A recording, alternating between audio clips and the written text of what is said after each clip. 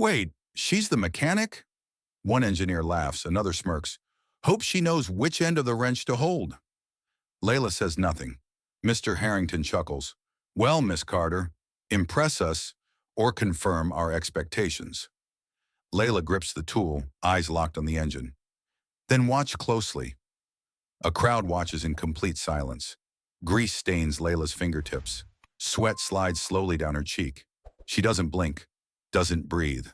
The wrench in her hand trembles just slightly as she leans into the engine. One last bolt, one last turn, click. The crowd flinches. Then, the engine roars to life, gasps. Someone drops their coffee. Cameras flash. And somewhere in the back, an executive whispers, "That's impossible." But Layla, she just wipes her hands on her overalls and steps back. Let's go back.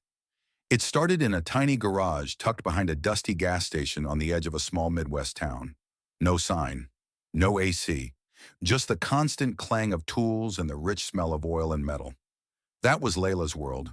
23 years old, covered in motor grease more often than makeup. She grew up here, the daughter of a quiet, brilliant black mechanic who never had much, but gave everything he had to raise his little girl right. Her dad, Marvin, used to say, "Engines don't lie, people do." And Layla? She learned early that the world didn't expect much from girls who looked like her. Customers would show up and ask for the real mechanic. Parts suppliers would assume she was the receptionist. Guys in lifted trucks would smirk when she slid under the hood, but she never complained. She just worked. Every single day. Because under all the rust and the doubt and the silence, she was building something. One scorching July afternoon, as Layla tuned up an old carburetor, a blacked-out SUV pulled up. Chrome rims, shiny shoes stepped out. A man in a $1,000 suit walked into the garage like he owned it. Mr. Harrington, CEO of Stratotech Motors, the biggest name in next-gen automotive tech. He was in town for a luxury investors event, and his Porsche broke down a mile out. Marvin was the only guy in a 40-mile radius certified to fix the model. So here he was. While Marvin worked on the diagnostics, Mr. Harrington wandered through the garage, raising his eyebrow at the peeling walls and outdated tools. That's when he saw Layla. She was bent over an old 1970s V8, her fingers flying through the timing chain with the ease of someone who wasn't just fixing an engine. She was having a conversation with it. Harrington scoffed, loudly. "You letting your assistant play with antiques now?" He joked, half to Marvin, half to make sure Layla heard. Layla looked up, squinting. Not playing, just rebuilding the ignition curve. Harrington gave a dry chuckle. Cute. He didn't believe she had talent. He didn't even believe she belonged in a garage. But there was something about her confidence, something he couldn't ignore. So he made her an offer. Or more like a test. Or maybe a trap. He told her about a prototype engine at his corporate workshop, a machine so advanced even his best engineers had failed to get it running. $1 million tech, precision parts, custom design. "It's unsolvable," he said, smirking. Then he leaned in, voice dropping low. "But if you really think you've got the skills, prove it." Layla stared at him. She didn't blink. "What's the catch? If you fix it, Stratotech funds your father's shop, expands it, gives you both everything you need to grow. But," he smiled wider, "if you fail, you shut this place down. For good." Marvin said no immediately. His daughter didn't need to prove anything to anyone. But Layla, she'd spent her whole life being doubted, and now someone with power had dared her. She looked at her father, then at her hands, then at Mr. Harrington. "Send me the specs." The town talked about it all week. Some said she was foolish. Others said she was brave. Layla didn't care. She spent the next 72 hours studying blueprints, watching outdated footage of failed engine tests, scribbling theories on old pizza boxes in the garage. And when the day came, when the black SUV pulled up again to take her to the city, she packed only one thing, her dad's wrench. She stepped into Stratotech's glass tower, into a cold, sterile world where suits outnumbered toolkits and degrees hung heavier than common sense. They gave her gloves. She tossed them. They gave her rules. She ignored them. She looked at the engine, the so-called unsolvable machine, and smiled. Because under the polished chrome and sensor tech, it still had a heart, and she knew how to speak to it. The doors slide open with a hiss, and Layla steps inside. The temperature drops instantly, not just the AC blasting through the vents, but the cold silence of expectation and judgment. Bright white lights overhead, stainless steel floors beneath her boots, and a dozen men in tailored lab coats stare like they've just seen someone wander in off the street. Their eyes say everything. What's she doing here? Is this a joke? Is that oil on her jeans? Layla walks past them without blinking. She's been stared at before, sneered at before. She knows this game. She just doesn't play it. A man in a black button-up whispers, "Did Harrington lose a bet?" Someone chuckles. Another one mutters, "She probably brought snacks." She doesn't flinch. Mr. Harrington enters seconds later, straight-backed and smug, with a grin that could slice steel. Behind him, two cameramen and a woman from PR holding a clipboard, checking boxes like she's prepping for a headline. He gestures grandly toward the main workshop floor, where the engine sits under a plexiglass dome like some kind of holy relic.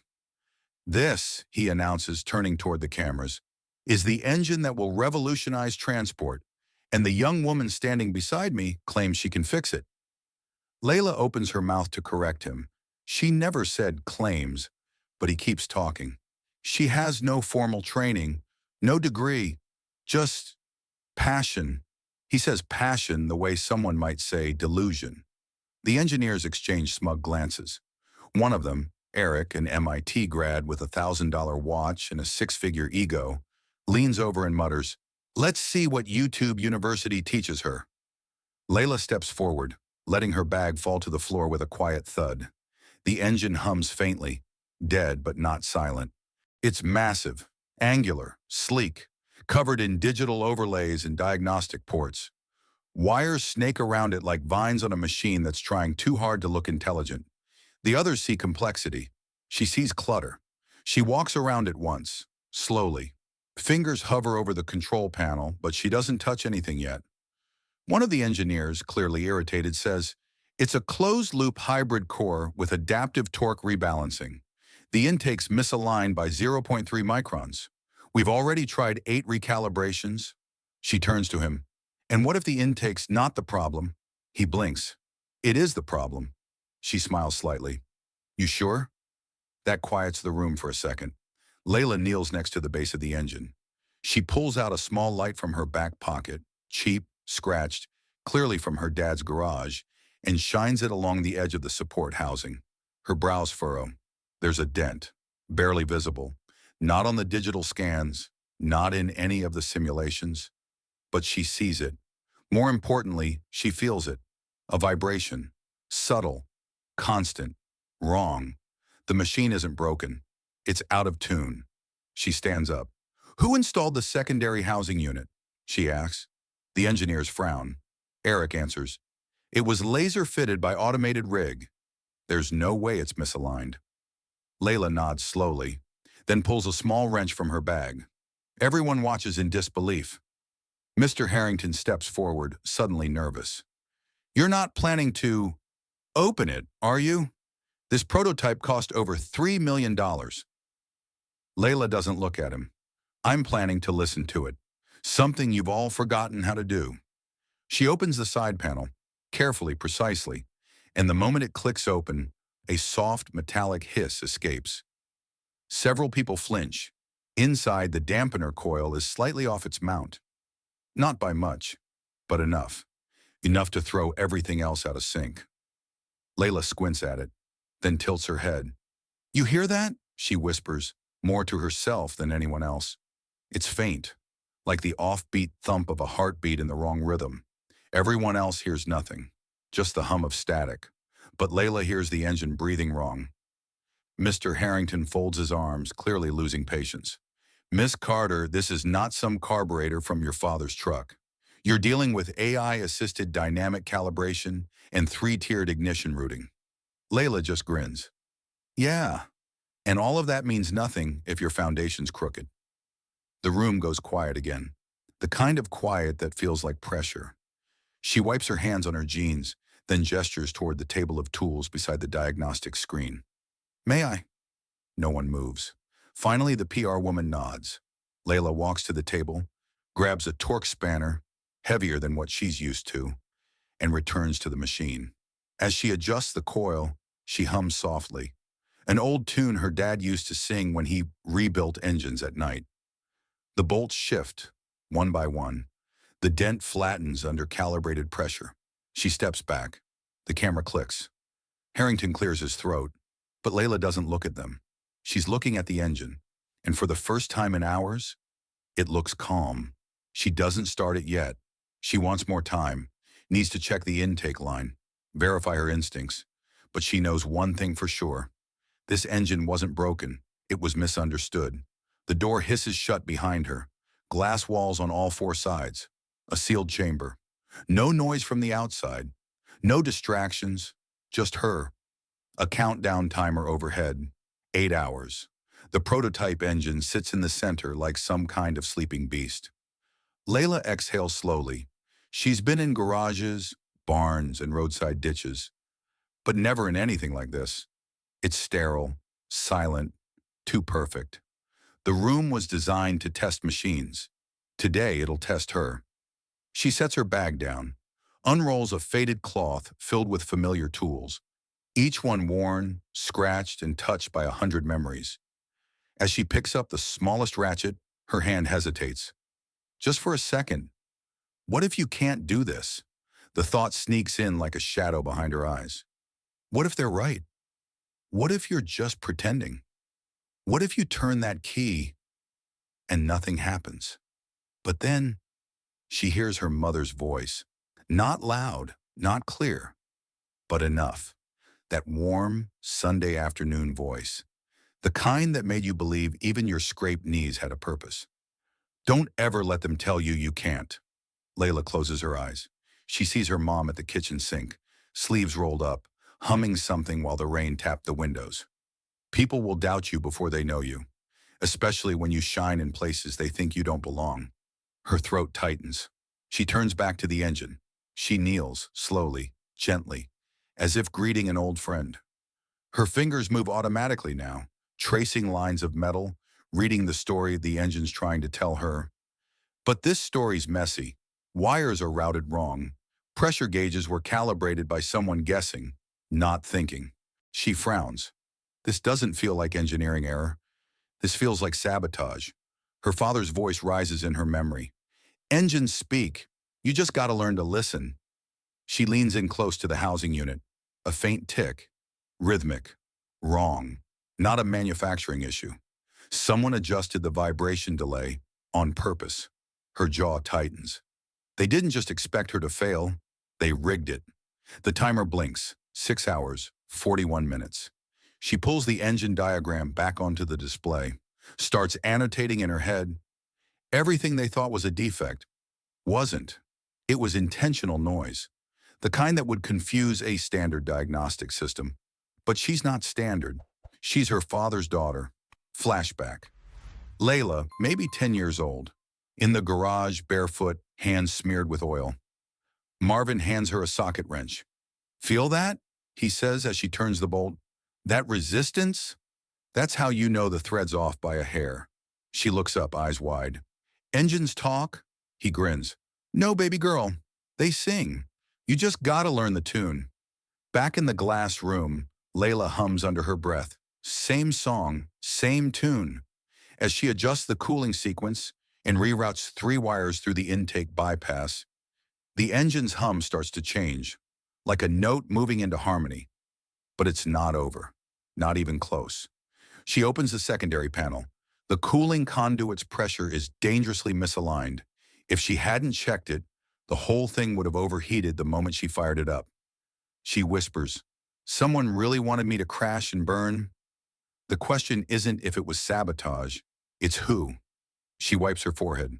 The clock reads 4 hours, 12 minutes. She's hungry. Her back aches, but she doesn't stop. Because this is more than a test now. More than proving she's smart enough. This is war. between the girl they underestimated and the system that made sure she stayed in her place. One by one, she resets the regulators. She installs a thermal buffer bypass from leftover parts no one else would have thought to use.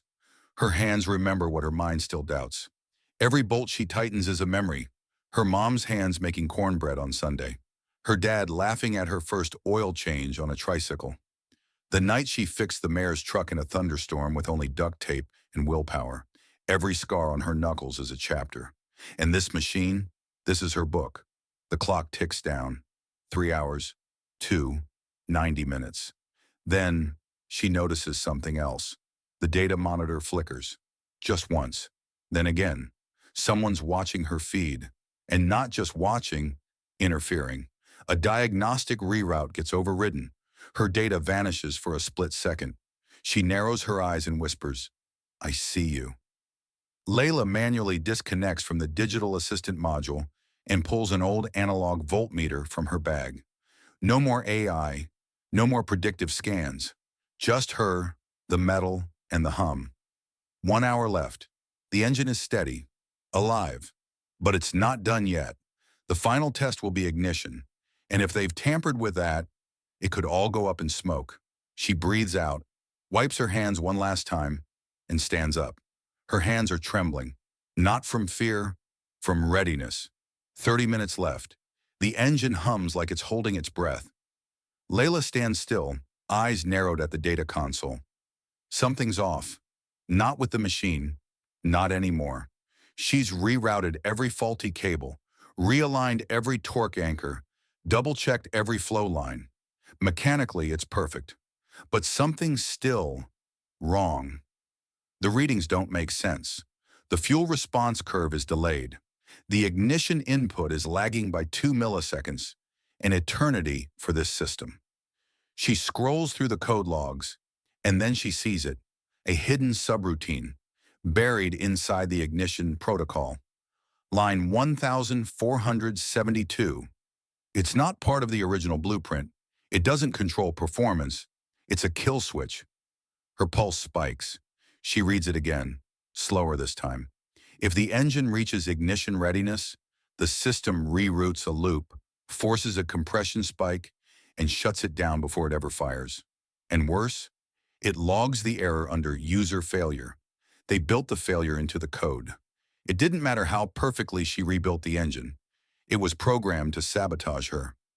Layla steps back, heart pounding. Her throat goes dry. This wasn't just a test. This was a setup. They wanted to humiliate her.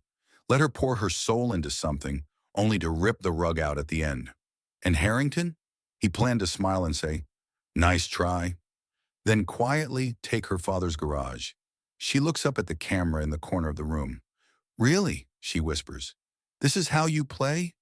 Then she kneels, pulls her bag closer. Inside the side pocket, beneath the sockets and calipers, she pulls out something small, old, scratched, a floppy adapter.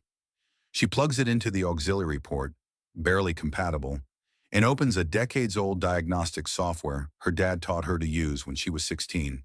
No fancy interface, no predictive learning, just raw code. She finds the subroutine again, cracks it open. There's a note hidden inside the comment log. Prototype lock, internal use only, fail-safe active, Harrington. Layla's lip curls. He wrote the code himself. She starts rewriting, a patch here, a mirror there. She inserts a redirect loop that neutralizes the kill switch, then masks the change so the system still reports a clean error if anyone else checks. It's not perfect, but it doesn't need to be. It needs to work. In the control room above, a technician stares at his screen. Sir?" Harrington turns, annoyed. "What is it?" "There's something changing in the diagnostic tree. The kill loop just vanished." "What?" Harrington leans in. "Someone's rewriting the core logic manually." The tech looks stunned. She shouldn't even be able to access that level of code. But Harrington knows. He knows exactly who's doing it. He stands up fast, knocking over his coffee. "Cut the feed! Stop her!" Back in the chamber, Layla sees it. The system starts blinking. Access restricted. Admin override requested. Too late. She's already 2 steps ahead. She pulls the network cable directly from the console. The system goes offline, isolated. No remote access, no interference. Now it's just her and the engine. The final moment is here. She reaches down, presses the ignition. A deep silence. Then, boom! The engine ignites with a clean, roaring purr. Smooth, flawless, balanced. A symphony of combustion. From above, through the thick glass, the engineers freeze. Harrington stares down, pale, lips parted. He wasn't expecting this. No one was. The glass doors open with a sharp hiss. The PR team rushes in. Cameras rolling, reporters on standby. Harrington tries to regain control of the narrative.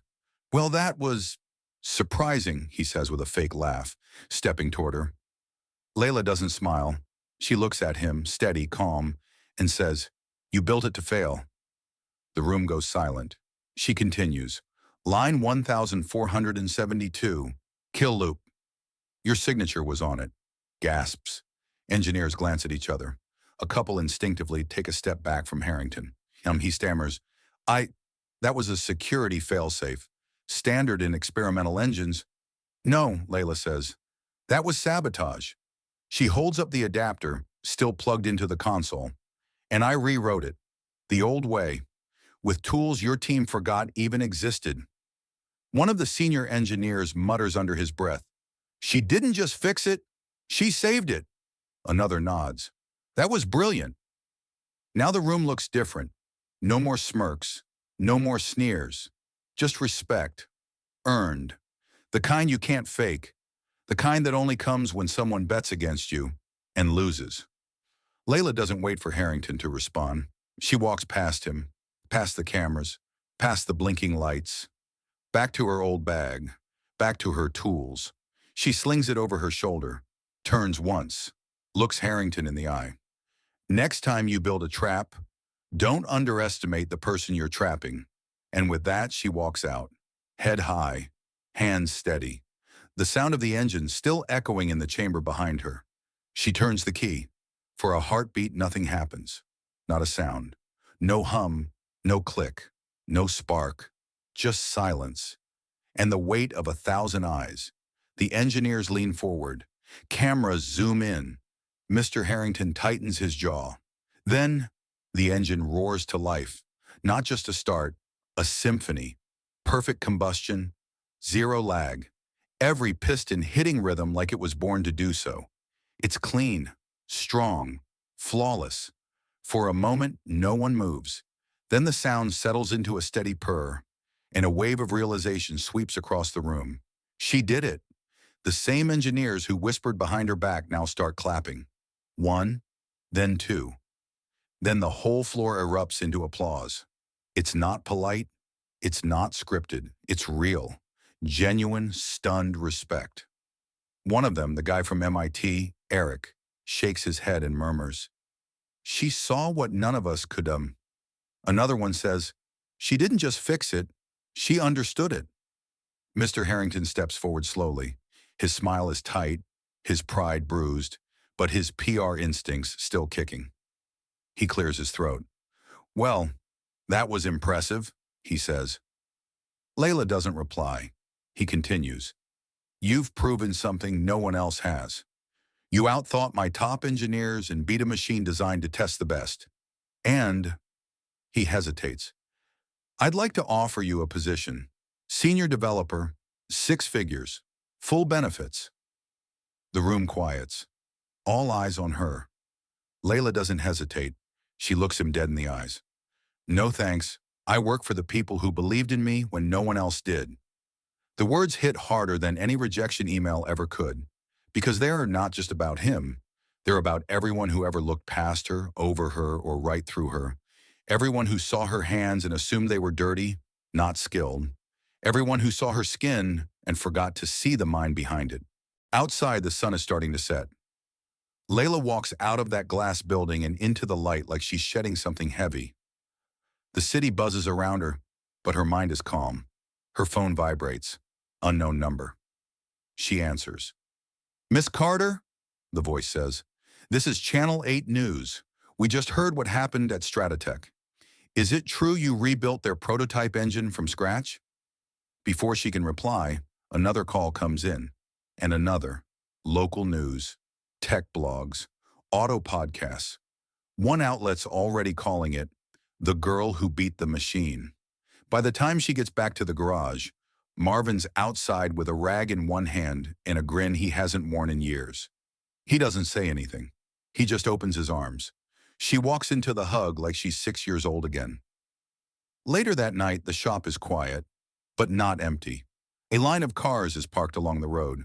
People waiting, some just to shake her hand, some with engines that haven't run in years. Someone brings cupcakes. Someone else brings a framed article printed off a local website. Small town mechanic's daughter stuns tech giant. Marvin laughs and tells Layla, "Hope you're ready." You just became a household name. She laughs too. But inside, she's processing, not just what happened, but what it means. Because this wasn't just about an engine. This was about a girl from nowhere proving to everyone, and to herself, that brilliance doesn't come from fancy labs or brand name diplomas. It comes from grit, from nights in greasy coveralls, from listening to broken things until they sing again. A week later, her dad's garage has a new sign: Carter Mechanics and Engineering Institute. Built with heart, fixed with purpose. She teaches local kids now, every Saturday, especially the ones nobody sees potential in, especially the girls. An envelope arrives one morning. No return address. Inside, a check, $10,000, and a note typed, "I underestimated you. You taught me something I forgot. Consider this an overdue investment. H." Layla smiles, then feeds the letter to the shredder. Another morning, she's at the workbench, reassembling a carburetor when a young girl walks in with her mom. Nervous, quiet, she stares at Layla with wide eyes. "You're the engine lady, right?" Layla kneels. "Something like that." The girl whispers, "Can you teach me?" Layla nods. "Yeah, I can." Outside, the sign hums gently in the breeze. Inside, Layla's laughter mixes with the sound of turning wrenches and bright futures. No cameras, no applause, just purpose. Some stories fade with the news cycle, not this one. What started as a whispered rumor in a tech lab quickly became national conversation. Layla Carter, the mechanic's daughter from a town too small to be on most maps, was now trending on every platform that mattered. But Layla wasn't chasing followers. She was chasing impact. 3 months after the Stratotech showdown, Layla launched something she'd been dreaming of since her teens. The Carter Foundation for Mechanical Empowerment. It started in the same garage where she learned how to hold a wrench, where her father taught her not to just fix machines, but to believe in what her hands could do. Now every weekend, that same space echoed with laughter, clinks of metal, and questions from girls who'd never been handed a tool before in their life.